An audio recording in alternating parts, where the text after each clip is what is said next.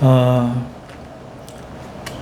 오늘 우리가 디모데후서 1장 3절, 4절 두 말씀을 읽었죠. 이 두 구절을 요약하면 밤낮 하나님께 간구할 때마다 쉬지 않고 디모데를 생각하며 그로 감사드리고 다시 디모데 보기를 진심으로 원한다 하는 내용이 되겠습니다. 자, 이 두 구절에서 우리는 바울의 두 가지 사랑을 볼 수 있는데, 첫째, 기도를 통해서 보이는 하나님을 향한 사랑, 그리고 두 번째는 기도 가운데 있는 디모데를 향한 형제 사랑이라 하겠습니다.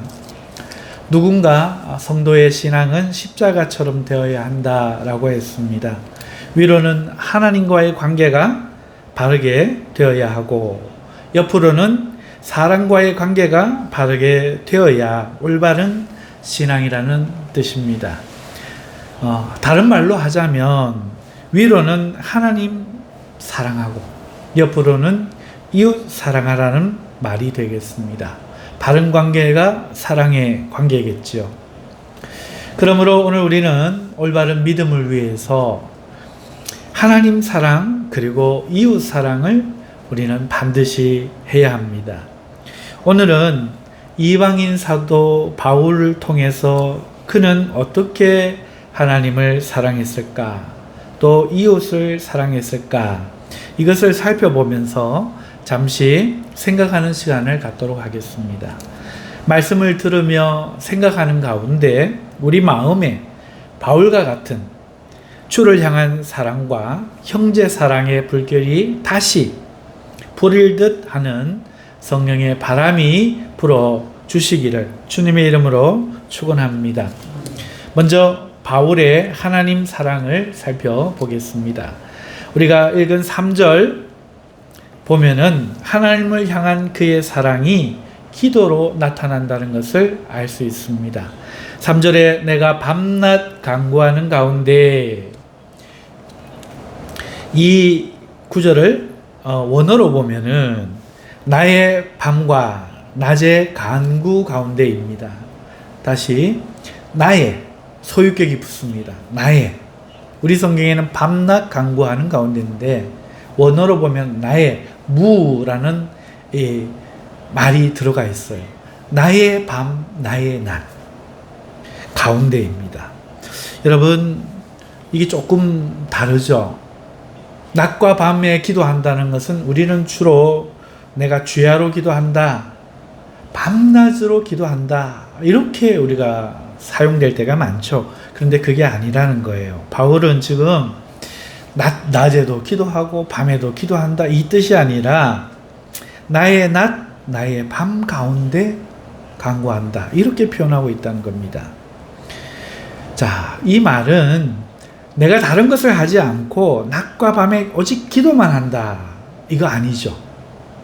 나의 밤과 나의 낮에 기도한다는 것은 낮과 밤으로 오직 주야로 기도한다, 이게 아니라는 거죠. 그에게 주어진 그의 시간들 속에서 낮에도 밤에도 시간이 날 때마다 자신의 시간을 써서 기도한다, 이것을 강조하는 표현이죠.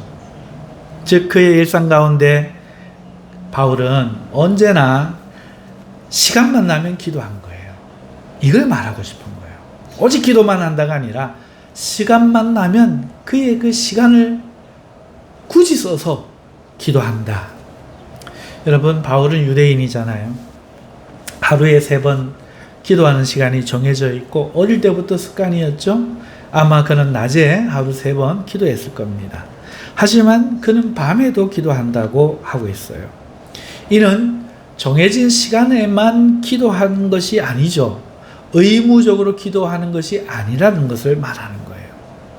따라서 밤낮이란 말이 의미하는 것은 그의 기도가 정해진 기도이거나 시간을 내서 밤낮으로 기도만 하거나 한 것이 아니라 일상에서, 일상을 살면서 시간만 나면 그 시간을 어떻게든 캐치해서 잡아서 낮이든 밤이든 조용한 곳을 찾아 기도했다는 것을 말해주는 거예요. 남는 시간에 우리는 기도하기가 쉬워요. 어떤 일이 생겼을 때 특별히 시간을 만들어서 기도하기가 쉽죠. 그런데 오늘 바울은 그것이 아니라 일상에서 기도하는 모습을 보여주고 있다는 거예요. 그러므로 오늘 이 말의 강조점은 그가 기도하는 일을 가장 중요하게 가치 있게 여기고 있음을 드러내는 말인 거죠. 여러분, 이것은 바울이 기도의 즐거움을 아는 사람임을 우리에게 말해주는 거예요. 기도가 즐거워야 이렇게 할 수 있잖아요. 그는 기도의 능력을 아는 사람임을 분명히 말씀해주고 있는 거예요. 기도의 능력이 체험되지 않으면 이렇게 할 수 없어요. 기도가 그에게 가장 가치가 있는 일임을 말해주는 거예요. 안 중요하면 이렇게 할 수가 없죠. 그래서 이 작은 표현 속에서 그는 기도의 즐거움을 알며 기도의 능력을 알며 기도가 가장 가치 있는 일임을 확신하고 있다는 사실을 우리는 알 수 있어요.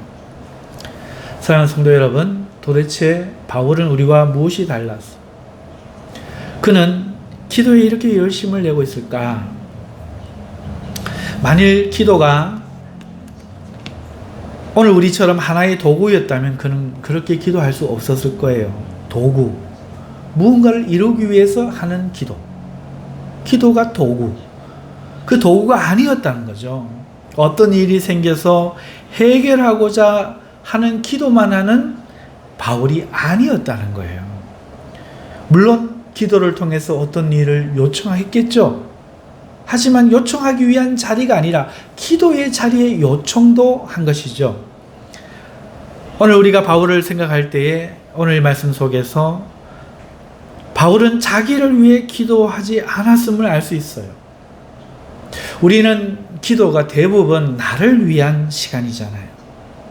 그런데 바울은 자신의 인간적인 그 어떤 영광과 부도, 배설물로 여긴 사람이에요. 그는 자신의 성공을 바라고 기도에 나가지 않았음이 분명해요. 오늘 우리의 기도와 많이 달라요. 그렇기 때문에 그는 기도할 수 있는 거예요. 오늘 우리는 기도하다가 내 기도가 빨리 응답 안 되면 기도할 힘을 잃어버리거든요. 에이, 응답 안 된다. 이래버리거든요. 여러분, 바울은 의무나 습관으로 기도하지 않았다는 것이 드러났어요.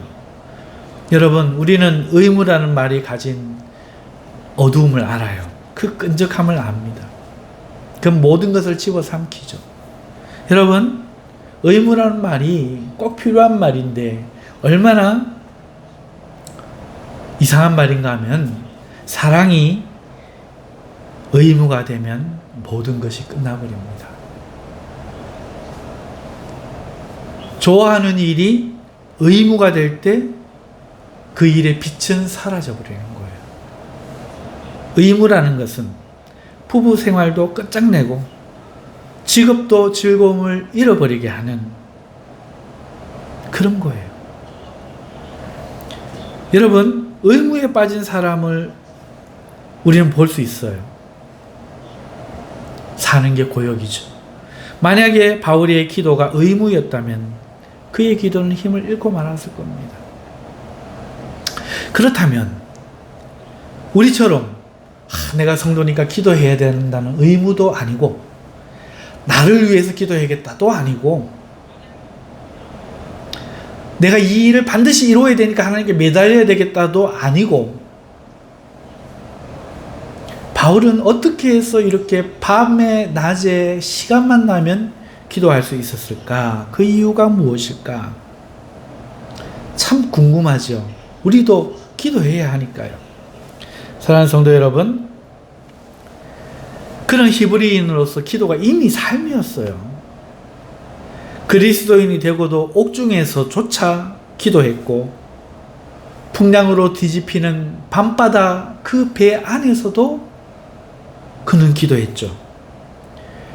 예루살렘에 가서 민족들에게 배반을 당하고 사로잡힌 그날 밤조차도 그는 기도했어요. 가장 억울한 시간, 주의 일을 하다가 가장 낙심할 시간, 하나님이 운영하시는 자연마저도 돕지 않는 그 시간에조차 그는 기도하는 사람이었다는 거죠. 그의 기도의 내용과 그 기도의 모습은 어떠했습니까?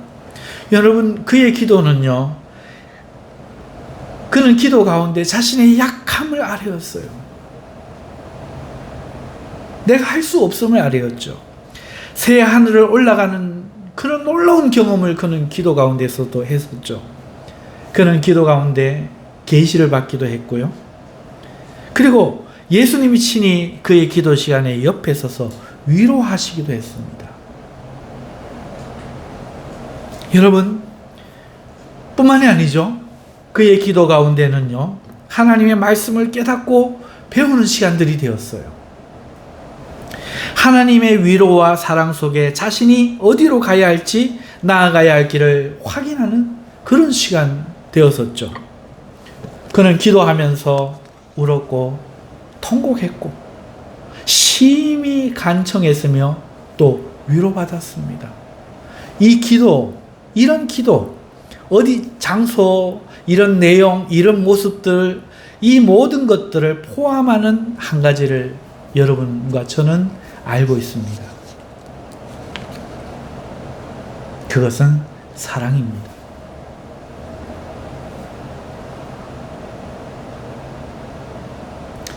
그의 모든 기도, 그리고 모든 내용은 이 사랑이라는 한 단어가 비로소 설명을 해주기 시작합니다.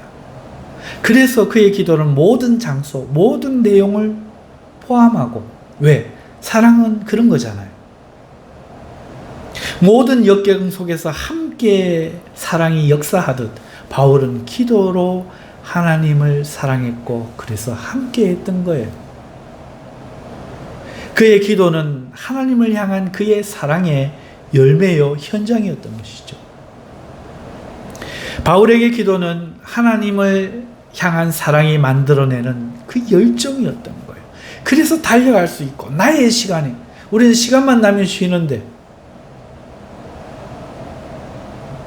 그는 시간만 나면 일을 하다가도 기도의 자리로 달려가는 열정이 그것을 가능케 했다는 거죠.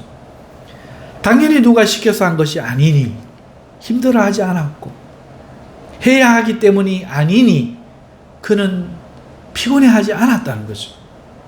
기도가 목적이 아니라 하나님이 목적이었던 거예요. 우리는 기도가 목적일 수 있는데 그는 하나님이 목적이어서 기도를 한 거지, 기도가 목적이어서 하나님을 찾은 것이 아니라는 겁니다. 그래서 쉬지 말고 기도하라 하는 그 말도 곧 그의 삶 자체였다는 것입니다. 그가 하나님을 사랑하는 것, 그것이 쉬지 않고 기도하는 것으로 나타난 것이죠. 우리는 어떻게 기도할 수 있습니까? 우리는 어떻게 해야 기도인이 될 수 있습니까? 여러분, 진정한 기도는 사랑이 이끄는 겁니다. 하나님을 향한 사랑이 진정한 기도의 자리에 우리를 서게 하는 거예요. 나는 기도하고 싶은 사람이 되고 싶다. 기독교인으로서 나는 기도해야 한다 하는 이런 의무감, 이런 생각은 결코 우리를 진정한 기도의 자리에 세울 수가 없습니다.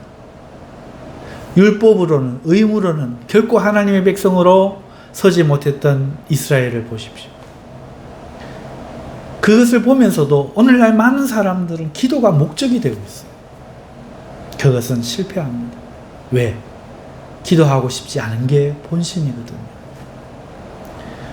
우리의 본심이 오직 하나님을 사랑하고 있을 때 그 기도는 말릴 수가 없는 것이 되는 것이죠. 사랑하는 성도 여러분, 그러면 우리는 하나님을 사랑해야 되는데 어떻게 하나님을 사랑할 것인가? 이것이 우리의 질문이 되어야 합니다.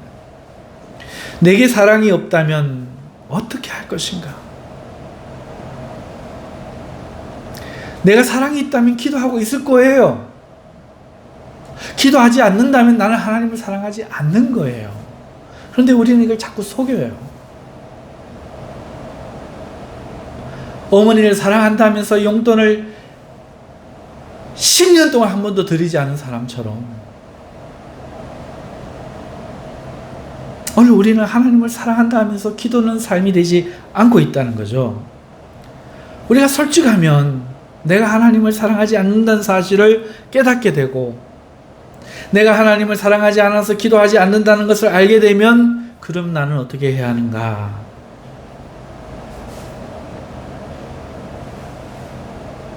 여러분, 이때도 기도가 우리의 이 문제를 해결할 수 있는가? 있습니다. 걱정하지 마세요. 있습니다. 제일 먼저 해야 될 거는요, 기도를 의무로 하려고 하는 마음을 버려야 돼요. 기도해야겠다는 이런 생각 버려야 돼요.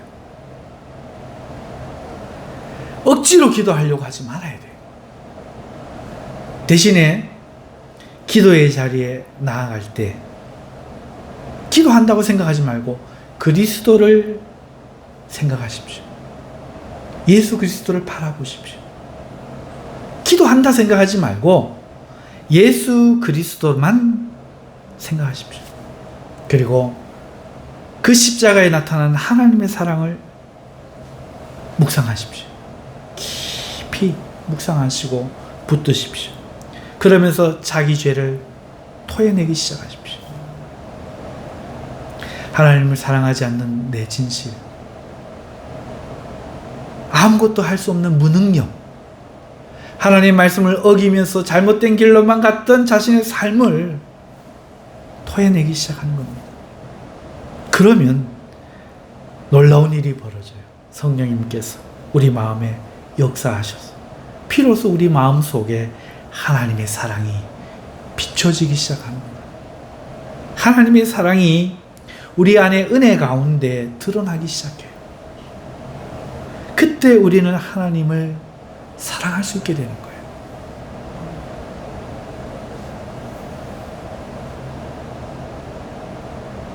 여러분, 그런데 우리는 이 본질을 잃어버리고 기도할 때마다 우리의 용건을 알리려고 해요. 다 내려놓았어요. 기도 잘하려고 하는 마음도 내려놓고 급한 일도 내려놓고 먼저 무엇부터 회복해야 되는가? 기도 가운데 하나님의 사랑 속에서 자신이 발견되기를, 마치 우물을 파는 사람이 목이 마르니 우물 파야 되잖아요. 힘을 쓰는 그것처럼 오늘 우리는 기도의 시간에 하나님의 사랑이라는 우물을 파는데 힘을 써야 돼요.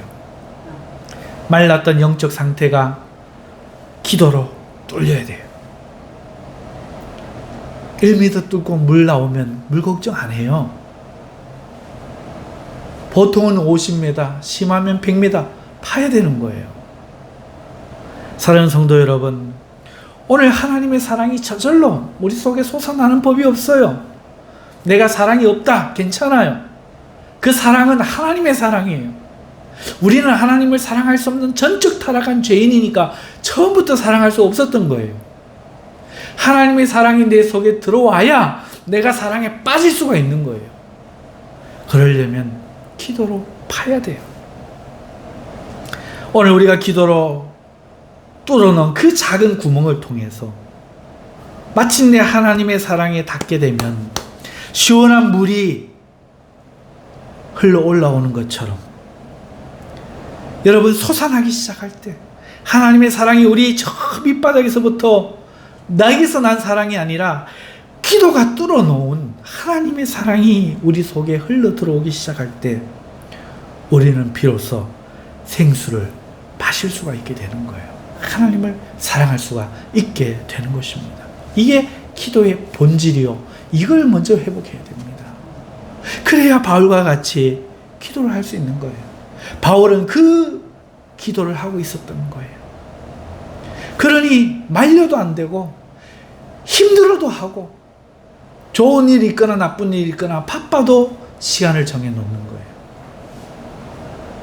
우리는 이걸 하지 않고 모양만 따라 하려고 하니 나쁜 나무가 좋은 열매 맺지 못하는 것처럼 기도가 삶이 되지 못하는 것입니다. 사랑하는 성도 여러분, 다른 것 다 내려놓고 내가 기도의 줄을 못 잡은 사람이다 싶으면 하나님 사랑하는 일을 해야 돼요. 기도 가운데 예수 그리스도와 하나님의 사랑을 묵상하며 자기의 죄를 토해놓고 기도로 하나님의 사랑이 내 마음에 닿도록 뚫어야 돼요. 정말로 원하시면 뚫으실 수 있기를 주님의 이름으로 축원합니다. 그 다음 표현을 우리 한번 볼까요? 이것이 첫 번째 그의 기도에 나타난 하나님을 향한 사랑. 두 번째 그 다음 표현을 보면은 간구라고 했어요. 밤낮 간구하였다 이렇게 말하고 있어요. 여러분 여기서 간구라는 단어가 대시스입니다. 여러분 간구, 기도 이렇게 번역하고 있지만 이 단어의 어원이 데오마인데 이 뜻이 뭐냐? 원하다, 바라다, 필요로 한다, 간청한다, 탄원한다. 왜 이런 뜻이 여러 가지가 어원일까? 좀 다르잖아요. 바라고, 간청하고, 원하고, 탄원한다. 이 원래 의미가 부족함이기 때문에 부족이에요. 부족하니 원하고, 부족하니 간청하고, 부족하니 탄원하고, 부족하니 바라는 거예요. 어원이, 이 간구라는 어원이 부족함이었던 거예요. 그래서 여러 가지 단어의 의미로 쓰여 있는데 필요, 소용, 간구, 간청, 탄원 이런 의미들로 이 단어가 사용되기 시작한 거예요. 다시 말해서 바울이 지금 기도 시간에 밤낮에 간구한다라고 말하고 있잖아요.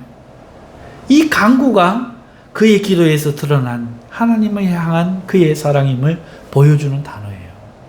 여러분, 우리가 언제 진심이 되죠? 여러분, 이 간구라는 표현에서 바울이 하나님 앞에 자신이 부족함을 느낌을 우리는 알 수 있잖아요. 이렇게 표현하니까. 그는 모든 것에서 하나님 없이, 기도 없이 만족할 수가 없었던 거예요. 부족함을 느꼈죠. 부족함. 여러분, 다른 말로 할까요? 목마름. 좀 와닿지 않나요?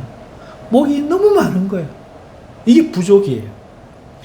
다른 말로는 물로 비유하지 않고 다른 걸로 말하면 그 어떤 것이 되었든 갈망. 그는 갈망을 느꼈던 거예요. 갈증을 느꼈던 거죠. 하나님 외에는 채울 수 없는 심한 갈증 말이에요. 곧 부족함을 바울은 자각하는 가운데 너무 부족하니까 그가 기도에 진심이 될 수 있었던 거예요. 여러분, 이것을 저는 하나님을 향한 사랑이라고 말하겠습니다. 이해되지 않는 분들을 위해서 조금만 설명을 할게요. 여러분, 아기가 엄마의 젖을 필요로 하죠. 젖은 아이의 배고픔을 채울 수 있고 생명을 제공합니다. 하지만 그 목적을 이룸으로 끝나지 않아요. 젖은 내 배를 불려줘, 나를 살게 해 하고 이렇게 드라이하게 건조하게 끝나지 않습니다. 그 목적을 이루기 위해 그 아이는 그 젖을 대할 때 그 입술과 얼굴에 닿는 엄마의 체온을 느끼는 거예요. 입 안에 물린 엄마의 젖을 반겨 물며 안정감을 얻는 거예요. 기쁨을 얻는 거예요. 입과 목구멍으로 들어오는 그 따뜻한 모유와 그 모유의 향과 질감을 몹시 사랑하고 기뻐하고 즐거워하는 겁니다. 그저 드라이하게 살기 위해 먹는 거야? 이러지 않는다는 거죠. 좀 나쁜 표현하기에 미치는 거예요. 아무리 소젖을 갖다 줘도 엄마의 모유를 먹는 아이는 치워버려요. 다른 엄마의 젖을 물려도 입을 빼버려요. 비록 먹기 위해서 먹지만, 배고픔을 채우고 생명을 얻기 위해서 먹지만 이미 그 젖은 그 아이에게 사랑인 거예요. 오직 유일한 사랑.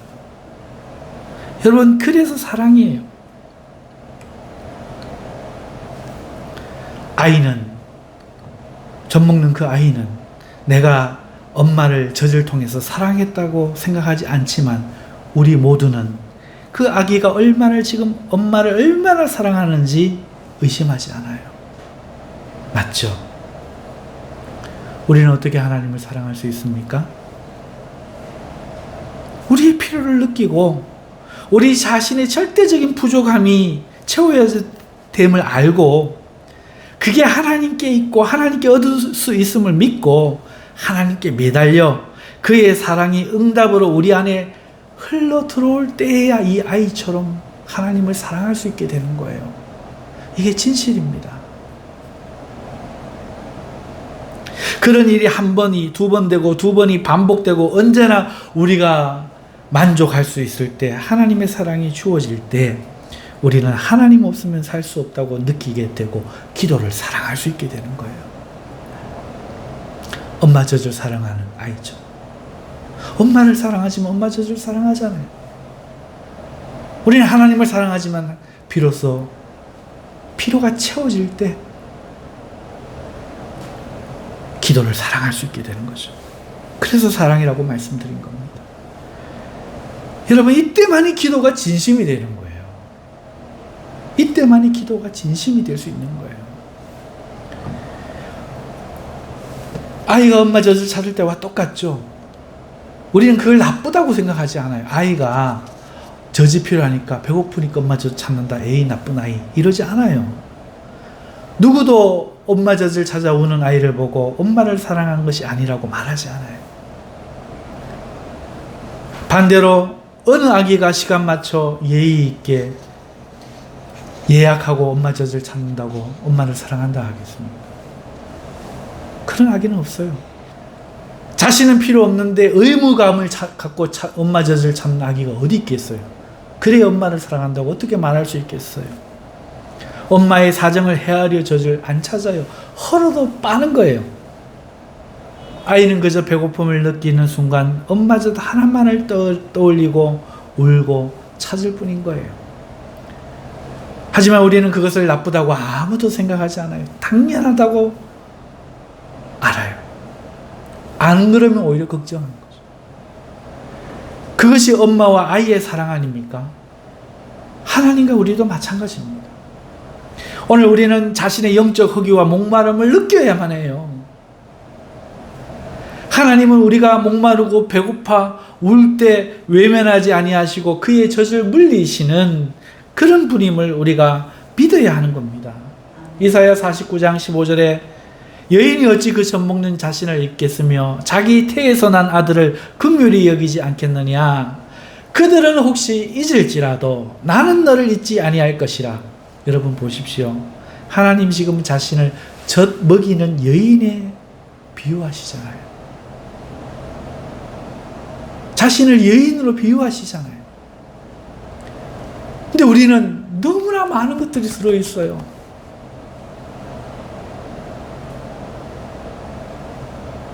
내 마음부터 뭔가 좀 덜 미안하고 예의를 갖추고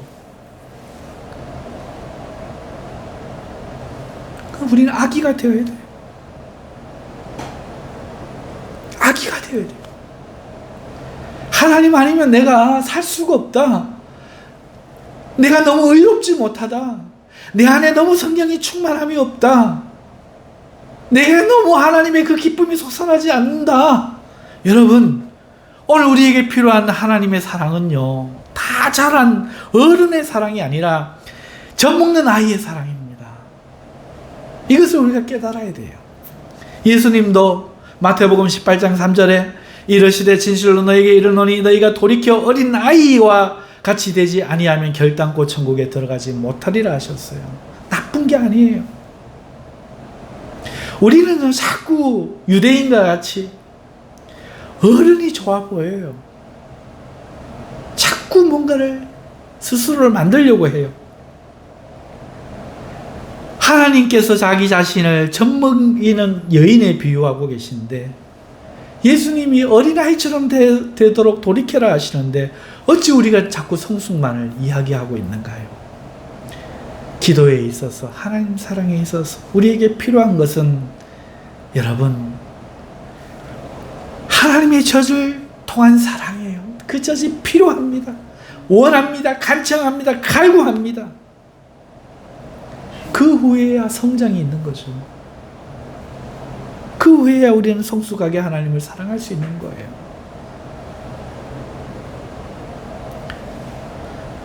여러분, 그러므로 우리는 기도 시간에 어떻게 해야 됩니까? 젖을 찾는 아이가 되십시오.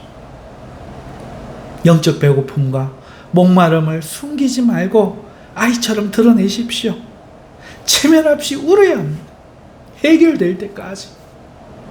하나님이 젖을 물리실 때까지 간절히 울고 찾아야 하는 거예요. 빨아야 하는 거예요. 그 외에 다른 것은 다 빼십시오. 예의, 체면, 기도 순서, 이성. 하나님 배려함, 그런 거 필요 없습니다. 엄마 젖꼭지가 아플까? 그런 거 필요 없어. 오늘 우리가 죽게 되었고 우리가 그렇게 하나님을 찾을 때 하나님은 그것을 사랑 없다, 니만 한다, 말하지 않으시고 그걸 사랑이라고 기쁘게 우리에게 은혜의 젖을 물리시는 줄 믿습니다. 그러므로 하나님께 매어 달려야 돼요. 기도는 그런 자리가, 그걸 강구라고, 밤낮 강구한다라고 표현하고 있는 거예요.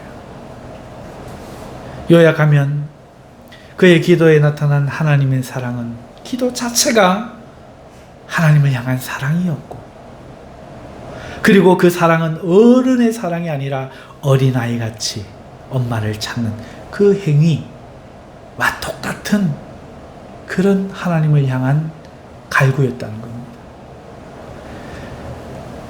사랑하는 성도 여러분, 이 하나님의 사랑이 오늘 말씀에 드러나는 거예요. 여러분들에게 이 사랑 찾으시기를 주님의 이름으로 축원드립니다. 두 번째, 이번에는 형제 사랑에 대해서 우리가 잠시 살펴보겠습니다. 여러분, 바울의 오늘 3절 말씀 보니까 기도 시간에 쉬지 않고 디모데를 생각하고 있다고 말하고 있어요. 그는 하나님께 디모데를 지금 자랑하는 거예요. 쉬지 않고 기도 내용 가운데 한 번도 쉬지 않고 디모데를 이야기하는데 자신이 얼마나 사랑하는지 하나님께 즐겁게 알리고 있는 디모데를 자랑하는 바울을 한번 생각해 보세요. 야, 하나님한테 그렇게 해도 되나? 여러분, 그러면 이렇게 생각하면 어떨까요? 아이가 밖에 나가서 친구를 처음 사귀었고 그 친구를 너무 좋아서 집에 데려와서 엄마에게 엄마 오늘 만난 친구야 하고 자랑합니다. 우리는 그것을 왜 모르는 사람 데리고 왔니? 엄마와의 만남에 왜 친구를 데리고 와 친구를 자랑하니? 아무도 말하지 않아요. 여러분, 지금 바울이 하나님께 어떻게 하고 있는가 보세요. 디모데가 얼마나 착한지, 얼마나 고생하고 있는지, 바울을 얼마나 좋아하고 잘 따르는 사람인지, 하나님 말씀을 얼마나 좋아하고 알기를 원하는지, 주를 얼마나 섬기려 하는지, 지금도 주를 위해 얼마나 고생하고 있는지, 힘에 겹게 노력하고 있는지 하나님에게 열정적으로 말하고 있는 바울을 한번 생각해 보세요. 오늘 우리의 기도는 미안해서 그러면 안 될 것 같아서 천지 창조부터 시작해서 요한계시록까지 읽다가 끝나요.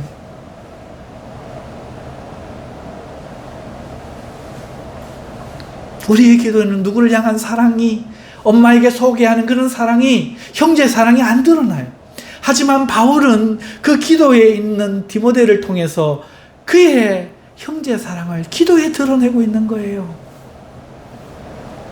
그에게 그것은 부끄럽거나 난감한 일이 아니었습니다. 오히려 기도 시간에 쉬지 않고 디모데를 생각했다고 자랑스럽게 말하고 있어요. 디모데를 만나게 하신 분이 하나님이라고 감사하고 있는 거예요. 그의 이러한 마음을 이렇게 표현하는 거죠. 내가 너를 생각하여 청결한 양심으로 조상적부터 섬겨오는 하나님께 감사한다. 그가 디모데를 사랑하는 일은 말 그대로 사랑하는 엄마에게 좋아하게 된 친구를 자랑하는 것과 전혀 다르지 않았던 겁니다. 이것이 그의 형제 사랑이었어요. 여러분, 바울은 4절의 이야기 속에 4절의 이야기도 아마 하나님께 했을 거예요. 4절의 이야기 한번 보세요. 무슨 이야기입니까? 내 눈물을 생각하여 너 보기를 원하면 내 기쁨이 가득하게 하려 함이라. 조금 설명할게요. 바울이 에베소 교회를 디모데에게 부탁하면서 헤어질 때에 그의 눈물을 보았던 거예요. 디모데가 자신이 부탁받은 일의 중요함을 알지만 사랑하는 바울과 헤어져야 된다는 사실은 그에게 슬픔이 되었을 겁니다. 디모데의 눈에 눈물이 있었던 거죠. 바울은 그것을 잊지 못하고 그때는 말하지 않았지만 기도 때마다 하나님께 말하는 거예요. 기도 때마다 걔가 울고 있는데 그럼에도 그 교회 사역한다고 갔어요.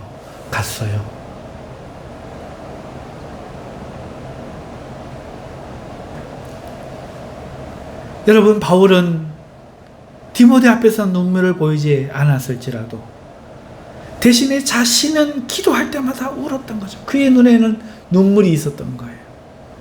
눈물로 디모데를 하나님께 부탁하고 모든 염려, 그를 향한 모든 걱정을 하나님께 말하는 거예요. 하나님, 그 아이가 성격이 여려요. 못된 사람 만나면 어떻게 해요? 그의 몸이 약해요. 소화는 더 잘 안 돼요. 나이가 어려서요.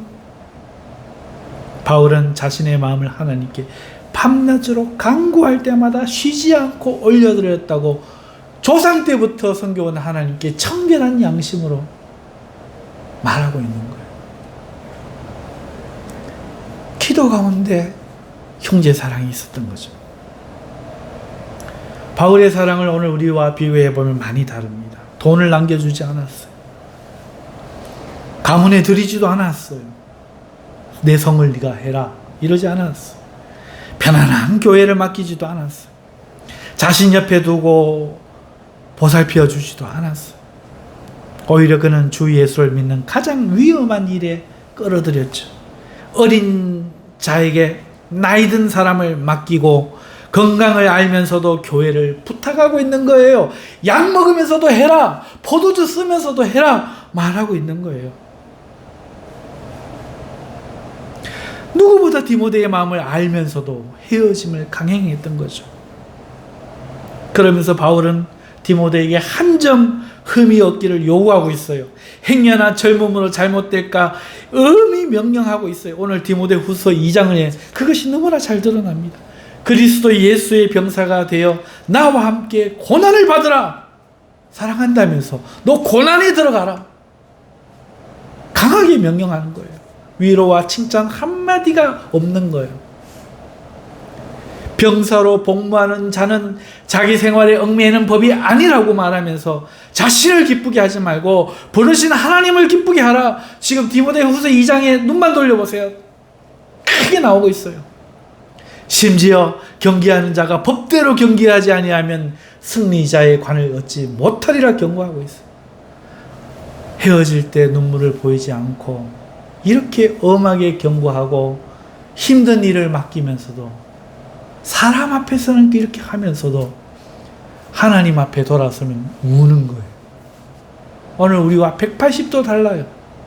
하나님 앞에는 안 울면서도 잘하게 해주시옵소서, 힘 주시옵소서, 하나님 앞에 내 자식을 잘해주기를 명령하듯이 기도하면서도 자식 야 힘들지, 예배시여 그렇지 공부해야 되지.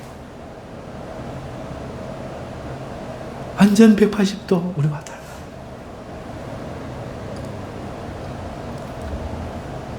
사랑하는 성도 여러분, 오늘 우리의 형제의 사랑을 돌아볼 수 있기를 바랍니다.